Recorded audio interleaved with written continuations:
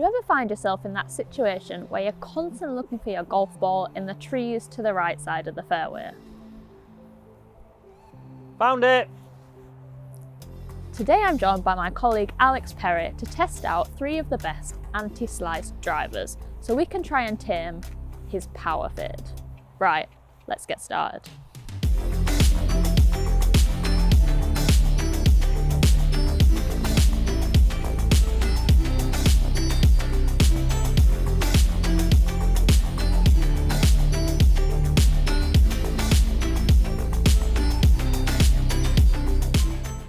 Today we're testing out 3 draw bias drivers. We've got the TaylorMade Sim 2 Max D, the Ping G425 SFT, and the Callaway Big Bertha B21.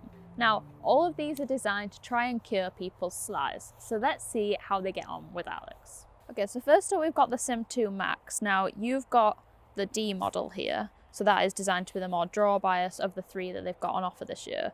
First up, in terms of looks, how do you like this? Big fan. And that's mainly due to football tribalism. Big Torquay United fan, so the blue and the yellow and the white sits very nice with me, of course, with the black on top. I've never really been a fan of driver heads that have too much going on the crown, but actually, I mean, it's pretty cool, isn't it? Like, I sort of feel like pushing 40, perhaps feel a little bit too old to have something this cool in my golf bag, but no, it's a very good looking driver. I feel like it's one of those clubs where, because it looks so good, you just want it to perform well. Absolutely. You just, I mean, you look down on it and you think, good grief, this is going to do well, isn't it? Right, let's hit a few. Obviously, the main aim is to see how straight we can get the ball flight, because that's what we want. We want something that's straightening up that fade. But also, we're going to take a look at some of the numbers, kind of ball flight in terms of height and also distance, obviously, because everyone wants more distance with their driver. Yep, okay.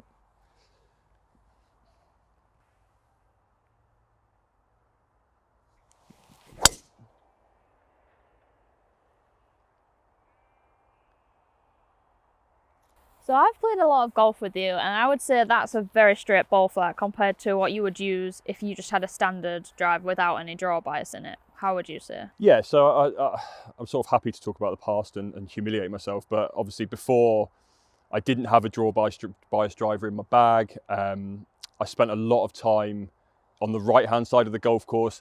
I have been playing with this driver in recent weeks, and I have to say that it's sort of opened up a whole new angle to the golf course. It's sort of quite strange hitting shots into holes from the left-hand side of the fairway rather than the right-hand rough. So for me, I think the most important thing is that I'm not having to take my medicine as much as I usually am. You can sort of, we said at the top of this bit there that you just looking at it, you feel like it's going to perform, and it really does. Like, you really feel that power. Like, I sort of don't really know how to describe that, because I'm not an expert on this subject, and perhaps you might be able to explain it to me, but I do really feel that power. As it's sort of from there to there, you really do feel the driver taking you through, and it's just nice to look up and see a golf ball that's going relative.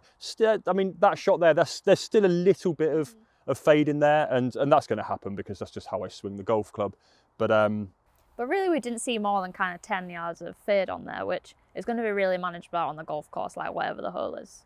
Yeah, so I'm just happy now that I'm getting the ball in play, and I'm giving myself, once I learn how to hit my irons, I'm giving myself putts for birdies rather than 20-foot putts for bogeys, which is what was happening before for a player of my ability. So yeah, so you mentioned that you could feel the ball speed coming off the face, and that carried up in the mid 220s. Let's hit a couple more and just see what that maximum distance is that we can get out of this.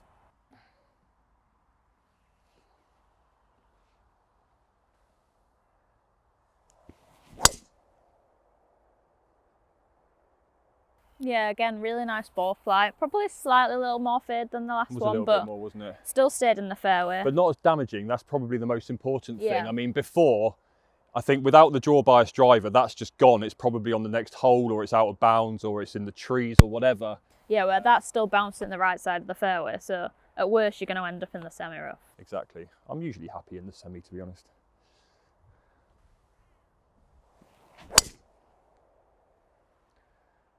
See, that was a bit further right, but I just tried to put a bit extra on that to see what would happen. I think when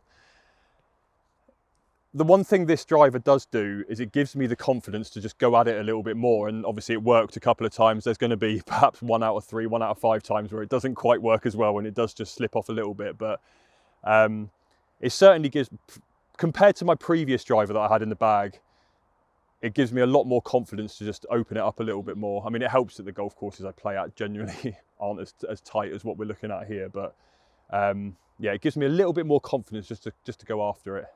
Right, let's swap into the Ping G425. We've got the SFT here, so again, that stands for straight flight technology, so that's going to give you that draw bias tech as well.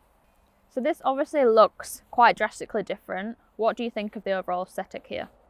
Yeah, so I've always had Ping in my bag since I was a kid, since my granddad first gave me my little mini set when I was a nipper. I have absolutely fallen in love with their drivers over the last few years.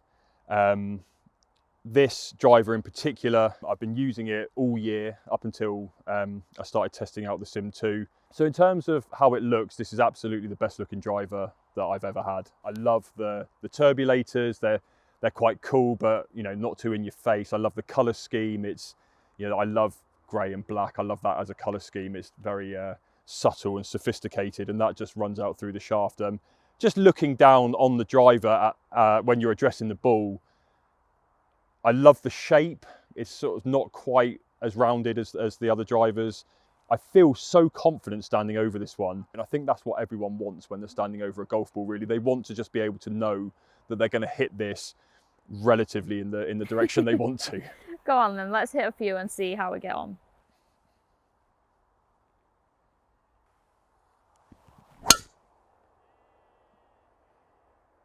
Yeah, really nice solid ball flight there. I would say possibly flying a little bit higher than the TaylorMade. One thing you really notice is there's quite a big difference in sound between the two. Which would you say is your preference? It's a strange one, really, isn't it? Because I've obviously played with this driver quite a lot with people, and they say that, and it does have a distinctive sound that you don't really expect from a driver. And people have passed comment. I mean, it doesn't offend me as a noise, like it doesn't affect me in any way, shape or form. All I really care about is the performance. But yeah, if you're asking me to choose between this and the TaylorMade, like I love that whipping noise that the TaylorMade makes, but it doesn't take anything away from my confidence with this club or how I'm hitting it. It just, look, I don't know what the technology is behind it that's making it that different sound. Maybe you do, but yeah, it doesn't affect me in any way, really. Right, let's hit a few more and just get some little bit more data.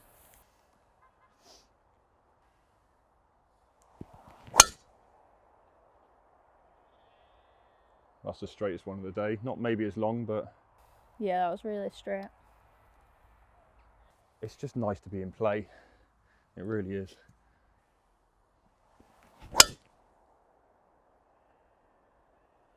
Okay, those were extremely consistent and very straight. In fact, I don't think I've ever seen you hit 3 that straight before in my life. It's the nicest thing you've ever said about my golf game, so I'll take that, certainly.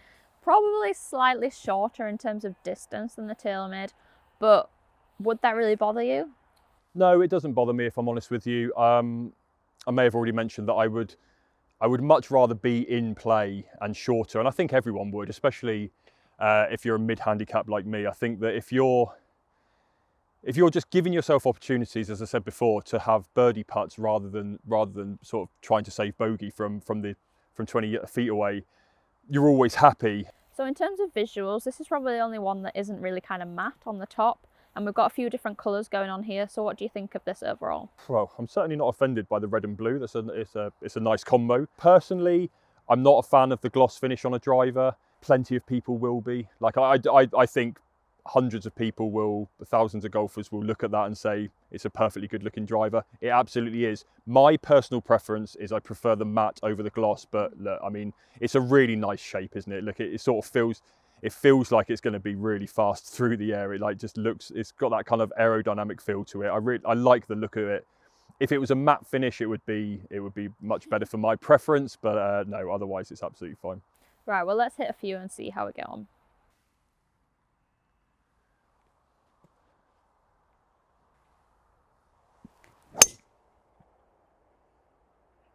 Pretty good start. Really nice ball flight. Didn't quite look like it flew quite as far as we saw with some of the others though. Yeah, it feels nice. It certainly feels, it makes a really nice sound through it, doesn't it? It's really confidence inspiring is what I think I would say. I mean, this is probably out of the 3 drivers, this is the most in terms of aimed at game improvement. So that's understandable that I'm going to feel a lot more confident over it. And it just feels really nice to swing.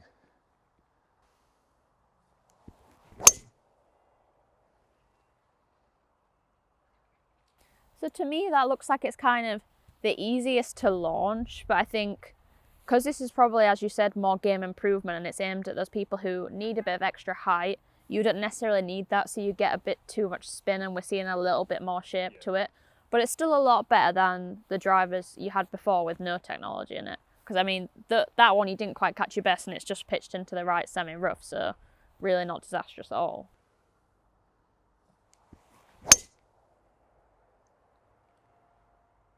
That was nice.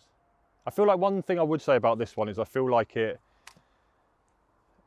just because of the feel of it, I feel like I'm swinging a bit easier through that one.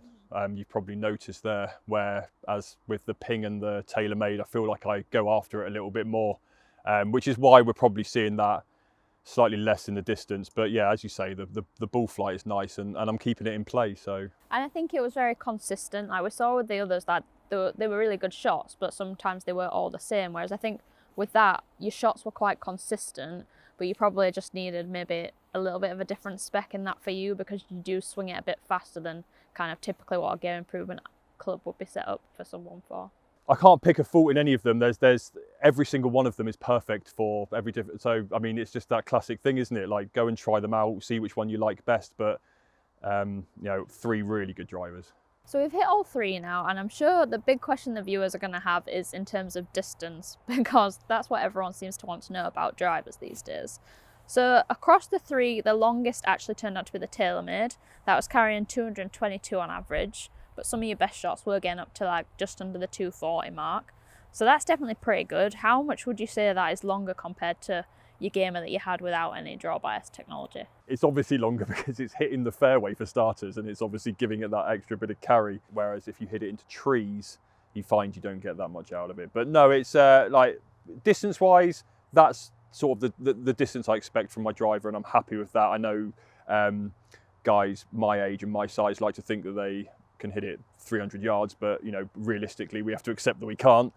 I've taken all 3 of these on the range, and obviously you've taken your numbers. So yeah, we're sort of like 220 carrying 240. Like I feel like that's sort of the number I should be aiming for. So then when we moved down into the Ping, that was the second longest, and that averaged up at 216. Some of your longest shots were up kind of the high 229s, but probably a little bit straighter, but not quite as long. And then the Callaway was the shortest of the bunch, so that averaged just under 210 yards. So probably quite a big difference between the lot of them there, really.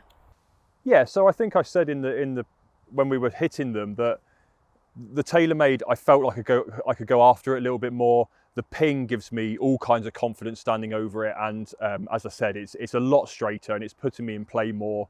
Probably with the TaylorMade, 1 out of 5, 1 out of 6, I'm still losing it a little bit. But the Ping is the most consistent, but slightly shorter. With the Callaway, lovely ball flight, but as you saw in the video before, I felt like I was swinging through it a little easier because I just wanted to get that nice launch out of it.